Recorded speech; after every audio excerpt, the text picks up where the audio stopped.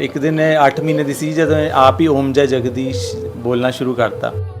हौली हौली हौली करते करते सानू पता भी लग गया कि इन्हें 100 श्लोक सीख ले। प्रेरित करने के लिए हम मंदिर इसको ले जाते होते थे। 8-9 महीने में इसने सारी वो ड्राइंग्स बनाई जो इसने अपनी बुक में खुद जो इलस्ट्रेट किया है। एक दिन यदि मदर अपनी बुक लिख रहे थे जो इन्हें आके कहा कि आप क्या कर रहे हो, सो मदर ने कहा कि मैं बुक लिख रही हूँ, मैं ऑथर बनना चाहती हूँ। बस इन्हें वो गल नूं फड़ लिया और कहती कि मैं भी ऑथर बनना चाहती हूँ। इंडिया बुक ऑफ रिकॉर्ड्स ने भी रिकगनाइज़ किया सीगा जदों मैं 5 साल दी सीगी। हमने बस एक चीज़ का ध्यान रखा कि हम डिस्ट्रैक्शंस मिनिमम रखें, कि घर में हमारे टीवी चलता ही नहीं था, स्क्रीन टाइम, हमारे पास कनेक्शन नहीं था टीवी का। गलती बच्चे करते हैं तो उसको कभी उसके लिए गिल्टी ना फील कराएं। साक्षी सानी मैम ने गोद में बिठा के इसकी बुक्स इससे पढ़वाई और बहुत प्रेरित किया इसको। तमसोमा ज्योतिर्गमया विद्युर्मा अमृतम गमया। आपका नाम क्या है? अनायशा बुद्धिराजा। कौन सी क्लास में पढ़ती हो आप? क्लास 1 कौन से स्कूल में? सतपाल मित्तल स्कूल। आपने बेटा जो बुक लिखी है, इन दोनों बुक्स का टाइटल क्या है, नाम क्या है बुक का? उनका नाम है my journey of learning 100 shlokas and how to learn 100 shlokas easy. तो अब आप ऑथर बन गए हो, तो बड़े होके क्या बनोगे फिर आप? डॉक्टर। डॉक्टर। तो ये जो आपने बुक लिखी है, आपको कैसा फील हो रहा है अब आप ऑथर बन चुके हो? अच्छा फील हो रहा है। बहुत अच्छा लग रहा है जी। छोटी जी एज ਦੇ ਵਿੱਚ सिर्फ एक बुक ही नहीं लिखी है, बट ਇਹੋ ਜਿਹੀ बुक लिखी है ਜਿਹੜੀ कि एक बहुत ਵੱਡਾ ਮੈਸੇਜ ਹੈ ਛੋਟੇ ਬੱਚਿਆਂ ਲਈ ਵੀ ਔਰ ਉਹਨਾਂ ਦੇ ਪੇਰੈਂਟਸ ਲਈ ਵੀ ਕਿ ਆਪਣਾ ਜਿਹੜਾ ਰਿਚ ਕਲਚਰ ਹੈ ਆਪਾਂ ਕਿਸ ਤਰ੍ਹਾਂ ਉਹਨੂੰ ਪਿੱਛੇ ਛੱਡਦੇ ਆਏ ਹਾਂ, ਬਟ ਹੁਣ ਟਾਈਮ ਆ ਗਿਆ ਹੈ ਕਿ ਉਸ ਕਲਚਰ ਨੂੰ ਦੁਬਾਰਾ ਤੋਂ ਜਗਾਇਆ ਜਾਏ, ਉਹ ਕਲਚਰਲ ਵੈਲਿਊਜ਼ ਨੂੰ ਦੁਬਾਰਾ ਆਪਣੇ ਰੂਟੀਨ ਸਿਸਟਮ ਦੇ ਵਿੱਚ ਆਪਾਂ ਲੈ ਕੇ ਆਈਏ। ਸੋ ਇੱਕ ਬਹੁਤ ਸਟਰੋਂਗ ਮੈਸੇਜ ਹੈਗਾ ਬੁੱਕ ਦੇ ਜ਼ਰੀਏ ਇੱਕ ਛੋਟੇ ਜਿਹੇ 6 ਸਾਲ ਦੇ ਬੱਚੇ ਦੇ ਥਰੂ ਜੀ। ਇਹ ਕਿੰਨੀਆਂ ਬੁੱਕਸ ਕੀਤੀਆਂ ਨੇ? ਇਹ 2 ਵੋਲਿਊਮਸ ਨੇ, ਜਿਵੇਂ ਕਿ ਤੁਹਾਨੂੰ ਅਨਾਇਸ਼ਾ ਨੇ ਖੁਦ ਹੀ ਦੱਸਿਆ। Volume 1 my journey of learning 100 shlokas and volume 2 how to learn 100 shlokas easily. So ਇਹ ਇਨਸਪੀਰੇਸ਼ਨ ਜਿਸ ਤਰ੍ਹਾਂ ਕਿੱਥੋਂ ਮਿਲੀ ਜਾਂ ਜਿਸ ਤਰ੍ਹਾਂ ਸ਼ੁਰੂਆਤ ਕਿਸ ਤਰ੍ਹਾਂ ਹੋਈ ਇਸ ਚੀਜ਼ ਦੀ? ਸ਼ੁਰੂਆਤ ਇਹਦੀ ਐਕਚੁਅਲੀ ਬਹੁਤ ਜਲਦੀ ਹੋ ਗਈ ਸੀ। 1 ਸਾਲ ਤੋਂ ਘੱਟ ਸੀਗੀ ਇਹਦੀ ਏਜ ਜਦੋਂ ਇਹਦਾ ਇਹਨਾਂ ਵਰਡਸ ਵੱਲ ਬਹੁਤ ਜ਼ਿਆਦਾ ਇੰਟਰਸਟ ਸੀਗਾ। ਜਦੋਂ ਘਰੇ ਆਰਤੀ ਹੁੰਦੀ ਸੀ ਤਾਂ ਇਹ ਵਰਡਸ ਪਿਕ ਕਰਨ ਲੱਗ ਗਈ ਸੀਗੀ। ਇੱਕ ਦਿਨ ਇਹ 8 ਮਹੀਨੇ ਦੀ ਸੀ ਜਦੋਂ ਇਹ ਆਪ ਹੀ ਓਮ ਜੈ ਜਗਦੀਸ਼ ਬੋਲਣਾ ਸ਼ੁਰੂ ਕਰਤਾ। ਫਿਰ ਇਹਦੀ ਮਦਰ ਨੇ ਇਸ ਚੀਜ਼ ਨੂੰ ਰਿਕਗਨਾਈਜ਼ ਕੀਤਾ ਔਰ ਰਿਕਗਨਾਈਜ਼ ਕਰਕੇ ਉਹਨੂੰ ਖੁਦ ਸਿੱਖ ਕੇ ਥੋੜ੍ਹਾ ਉਹਨੂੰ ਵੀ ਸਿਖਾਉਣਾ ਸ਼ੁਰੂ ਕਰਤਾ ਸ਼ਲੋਕ।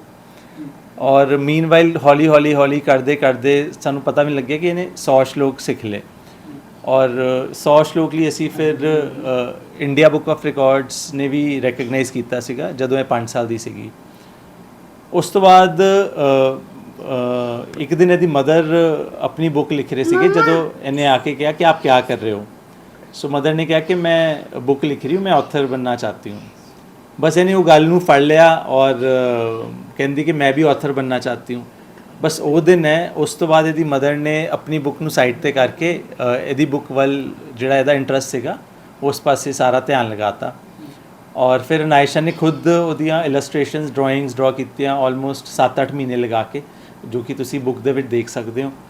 और नाल जिहड़ा इहदा बेसिकली श्लोक किवें सिखे, घर का की रूटीन होंदा सीगा, किवें इहदे नाना जी दादा जी नानी सारे इनवॉल्व सीगे, दादी इनवॉल्व सीगे, इहदे ताया जी इनवॉल्व सीगे इहनूं सिखाउण दे विच। उन्हें कुछ ना कुछ परिवार बारे भी उस हैगा और नाल एक श्लोका भी हैगे जिहड़े कि रूटीन च श्लोक्स बोलदी है वो वाले श्लोक ने और उन्हां ते बहुत गहरा जिहड़ा मतलब हैगा वो भी उहदे विच सारा कुछ लिखिया होया है। तो जदों मैं थोनों जर्नी बारे दस रहा सी, जदों बुक्स आ गई फिर असी एक दिन बैठे सोचा किसी नाल गल कर रहे थे कि शायद ਆਪਣਾ 6 ਇਅਰਸ ਦੇ ਕਿਸੇ ਵੀ ਬੱਚੇ ਨੇ ਅੱਜ ਤੱਕ ਬੁੱਕ ਨਹੀਂ ਲਿਖੀ ਹੋਣੀ ਜਿਹੜੀ ਕਿ ਕਮਰਸ਼ੀਅਲੀ ਅਵੇਲੇਬਲ ਹੋਏ। ਅਸੀਂ ਗਿਨੀਜ਼ ਵਰਲਡ ਦੀ ਸਾਈਟ ਤੇ ਚੈੱਕ ਕੀਤਾ ਤੇ ਸਾਨੂੰ ਉਸ ਕੋਈ ਰਿਕਾਰਡ 6 ਸਾਲ ਦਾ ਨਹੀਂ ਲੱਗਿਆ, 9 ਇਅਰਸ ਤੇ ਸੀਗਾ ਇਹ record, almost 9 years, 8 years few days. So ਅਸੀਂ ਗਿਨੀਜ਼ 'ਚ ਫਿਰ ਜਦੋਂ ਅਪਲਾਈ ਕੀਤਾ ਤਾਂ ਵੀ ਰਿਅਲਾਈਜ਼ ਕਿ ਗਿਨੀਜ਼ ਲੈਣਾ ਕੋਈ ਈਜ਼ੀ ਕੰਮ ਨਹੀਂ ਹੈ। ਉਹਨਾਂ ਦੇ ਜਿਹੜੇ ਨੋਰਮਸ ਸੀਗੇ, ਰੈਗੂਲੇਸ਼ਨ ਸੀਗੀਆਂ, ਰਿਕੁਆਇਰਮੈਂਟ ਸੀਗੀਆਂ, ਉਹ ਬਹੁਤ ਹੀ ਜ਼ਿਆਦਾ ਤੁਸੀਂ ਕਹਿ ਸਕਦੇ ਹੋ ਕਠੋਰ ਜਾਂ ਕਠਿਨ ਸੀਗੀਆਂ, ਔਰ ਸਹੀ ਵੀ ਹੈ because at the end of the day ਉਹ ਗਿਨੀਜ਼ ਵਰਲਡ ਰਿਕਾਰਡ ਐਸੇ ਲਈ ਹੈਗਾ। ਸੋ ਉਹਦੇ ਲਈ ਅਸੀਂ ਸਾਰੇ ਪਹਿਲਾਂ ਅਪਲਾਈ ਕੀਤਾ, 3 ਮਹੀਨੇ ਬਾਅਦ ਸਾਡੀ ਐਪਲੀਕੇਸ਼ਨ ਐਕਸੈਪਟ ਹੋਈ ਕਿ ਤੁਸੀਂ ਹੁਣ ਅਪਲਾਈ ਕਰ ਸਕਦੇ ਹੋ, ਤੁਸੀਂ ਸਾਨੂੰ ਐਵੀਡੈਂਸ ਭੇਜ ਸਕਦੇ ਹੋ। ਫਿਰ ਉਹਨਾਂ ਦੀ ਬਹੁਤ ਵੱਡੀ ਚੈੱਕਲਿਸਟ ਹੁੰਦੀ ਹੈ, ਡਾਕੂਮੈਂਟਸ ਹੁੰਦੇ ਹੈ, ਵੀਡੀਓਜ਼ ਹੁੰਦੀ ਹੈ, ਬਹੁਤ ਸਾਰਾ ਕੁਝ ਹੁੰਦਾ ਹੈ ਉਹਦੇ ਵਿੱਚ। ਸੋ ਆਲਮੋਸਟ 40-50 ਵੀਡੀਓਜ਼ ਅਸੀਂ ਉਹਨਾਂ ਨੂੰ ਭੇਜੀਆਂ, ਔਰ ਇੱਕ ਵੀਡੀਓ ਦੇ ਵਿੱਚ ਜਿਸ 'ਚ ਇਲਸਟ੍ਰੇਸ਼ਨ ਡਰਾ ਕਰ ਰਹੀ ਹੈ ਜਾਂ ਬੁੱਕ ਬਾਰੇ ਵੀਡੀਓਜ਼ ਹੈਗੀਆਂ, ਉਹ ਸਾਰਾ ਕੁਝ ਭੇਜ ਕੇ ਫਾਈਨਲੀ ਅਨਦਰ 3 ਮੰਥਸ ਬਾਅਦ ਸਾਨੂੰ ਉਹਨਾਂ ਦਾ ਮੇਲ ਆਇਆ ਕਿ ਤੁਹਾਡਾ ਹੁਣ ਰਿਕਾਰਡ ਅਨਾਇਸ਼ਾ ਦਾ ਬਣ ਗਿਆ ਹੈਗਾ, ਔਰ 20 ਦਿਨ ਬਾਅਦ ਸਾਨੂੰ ਇੰਗਲੈਂਡ ਤੋਂ ਉਹਦਾ ਜਿਹੜਾ hard copy of the certificate ਹੈ ਉਹ ਰਿਸੀਵ ਹੋਈ। हमें बहुत अच्छा फ़ील हो रहा है, हमें ब्लेस्ड फील हो रहा है कि बच्चे ने एक जिज्ञासा दिखाई और भगवान ने रास्ते बनाए जिससे हम धीरे धीरे धीरे करके चीज़ें जोड़ के आज ये दिन आ गया। सो इसकी जब शुरुआत हुई तो आपने कैसे मोटिवेट किया और जो जर्नी है कैसी रही है पूरी? सर जब ये 8 महीने की थी तब जैसे बताया कि ये श्लोक में इसको इंटरेस्ट था, हमने एक चीज़ का ध्यान रखा, बाकी तो बच्चे खुद ही हमें प्रेरित करते हैं खुद, क्योंकि एक प्योर सोल खुद ही बोलता है मुझे ये करना है। हमने बस एक चीज़ का ध्यान रखा कि हम डिस्ट्रैक्शंस मिनिमम रखें, कि घर में हमारे टीवी चलता ही नहीं था, अभी चलाना थोड़ा शुरू किया, स्क्रीन टाइम, हमारा टीवी, हमारे पास कनेक्शन नहीं था टीवी का, तो और मतलब कोशिश थी कि फ़ोन बिल्कुल ना दें, बस हमने ये बहुत ज़्यादा कोशिश की। और प्रेरित करने के लिए हम मंदिर इसको ले जाते होते थे, वहाँ पे भी ये बोलती थी अपना श्लोक, बस जितना बोलती थी, जहाँ बोलती थी हम तालियां मारते थे, हमने इतना किया। तो उससे धीरे धीरे जैसे इंस्पिरेशन बढ़ती गई। जी जी जी। तो ऑथर जैसे बुक लिखने का आइडिया कैसे आया फिर माइंड में? बुक इसने खुद अपनी इच्छा जाहिर की कि ये लेखक बनना चाहती है, क्योंकि मैं अपनी एक किताब लिख रही थी। इसने पूछा कि आप क्या कर रहे हो, तो जब इसको बोला कि मैं बुक लिख रही हूँ, तो फिर इसने कहा फिर इससे क्या होगा, तो हमने बताया कि उससे ऑथर बन जाओगे। फिर बच्चा बस रट लगा लेता कि मुझे ऑथर बनना है, ऑथर बनना है। फिर इसने ड्राइंग्स भी बनानी शुरू कर दी जो अब इसकी बुक में है। तो 8-9 महीने में इसने सारी वो ड्राइंग्स बनाई जो इसने अपनी बुक में खुद जो इलस्ट्रेट किया है, इस तरह से। हाँ जी। पेरेंट्स को क्या कहना चाहोगे, जैसे बाकी पेरेंट्स के लिए आपका क्या मैसेज रहेगा? बस कि अगर बच्चा कुछ कर रहा है तो उसको हमेशा अप्रिशिएट करें, और जहाँ तक हो सके पॉजिटिवली करेक्ट करें, कि अगर गलती बच्चे करते हैं तो उसको कभी उसके लिए गिल्टी ना फील कराएं।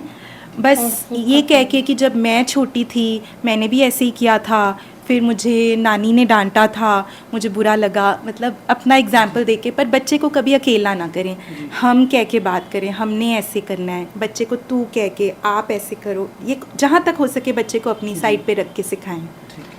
जो डीसी मैडम ने इनको अप्रिशिएट किया उसके क्या कहना चाहोगे? मैम ने इसको अपनी गोद में बिठा के, साक्षी सानी मैम ने गोद में बिठा के इसकी बुक्स इससे पढ़वाई और बहुत प्रेरित किया इसको। मतलब वो कम बोले, ये ज़्यादा बोली, बहुत बड़ी बात है। इसको अभी इस उम्र में शायद नहीं पता, बट जब वो बड़ी होगी ये इसके कॉन्फिडेंस को किसी अलग ही लेवल पे लेके जाएगा। मैम ने बहुत प्रेरित किया।